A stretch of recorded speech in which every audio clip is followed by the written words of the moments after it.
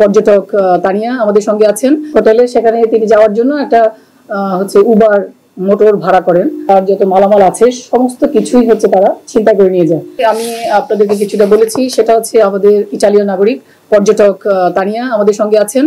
তানিয়া গতকাল ভোরেই বাংলাদেশে এসে পৌঁছান। তিনি একজন পর্যটক হিসেবে এখানে আসেন এবং তার 13 নম্বর সেক্টরের যে তার পূর্বে রেন্টের যে বাসা বা হোটেলে সেখানে তিনি যাওয়ার জন্য একটা উবার মোটর ভাড়া করেন এবং সেই উবার চালকই তাকে পথভ্রষ্ট করে এখানে সেখানে নিয়ে যায় এবং তারই যে সহযোগীর মাধ্যমে আমাদের যে দিয়াবাড়ি ইয়েটা আছে মেট্রো রেলের নিচে গিয়ে তাকে প্রথমে আঘাত করে এবং তাকে ভয়ভীতি দেখায় এবং তার যে ব্যবহৃত আইফোন মোবাইল 13 এবং তার সঙ্গে থাকা 5টি ক্রেডিট কার্ড, তার সঙ্গে 50 ইউরো এবং তার যত মালামাল আছে সমস্ত কিছুই তারা চিন্তা করে নিয়ে যায়।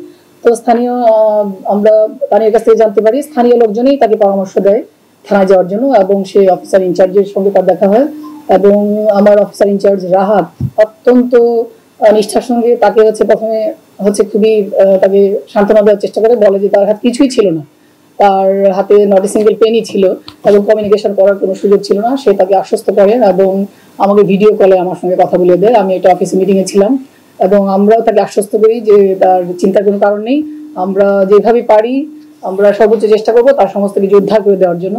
এবং অফিসার ইনচার্জ নিজে তাকে যে ইতালির যে এখানে আপনারা জানেন এম্বাসি আছে তাকে নিয়ে যায় যেন তার পাসপোর্টটার যে একটা ডকুমেন্ট যেন সে পেতে পারে, কারণ সে খুব ভয়ের মাঝে ছিল। আপনারা জানেন যে একজন টুরিস্ট একটা নতুন দেশে আগমনের সঙ্গে সঙ্গে যদি এই ধরনের ঘটনা হয় তাহলে সে মানসিকভাবে কতটা বিপর্যস্ত হয়ে যেতে পারে। তো আমরা তাকে কথা দিয়েছিলাম যে আমরা উদ্ধার করব। আমরা এই ঘটনাটার জন্য যে আমার যে বলেছি সাদ্দাম আসলে তিনবার চ্যাম্পিয়ন হয়েছে, সুতরাং আপনারা জানেন যে তার প্রথম হওয়ার সৌভাগ্য অর্জন করেছে সে এবং আমাদের অফিসার ইনচার্জ।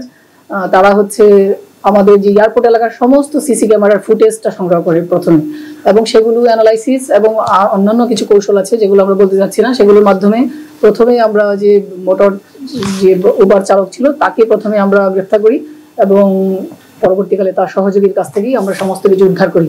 তো উদ্ধার করার পর তানিয়া খুবই আবেগে আপ্লুত হয়ে পড়ে, সে অত্যন্ত আনন্দিত হয়, সে বারবার আমাদেরকে ধন্যবাদ জানায়, সে বারবার বলে যে we are the best police, ঠিক আছে। এবং সে আজকে যখন আমরা বলেছি যে আমরা আজকে প্রেস ব্রিফিং করবো, সে বলছে যে সে এখানে থাকতে চায়।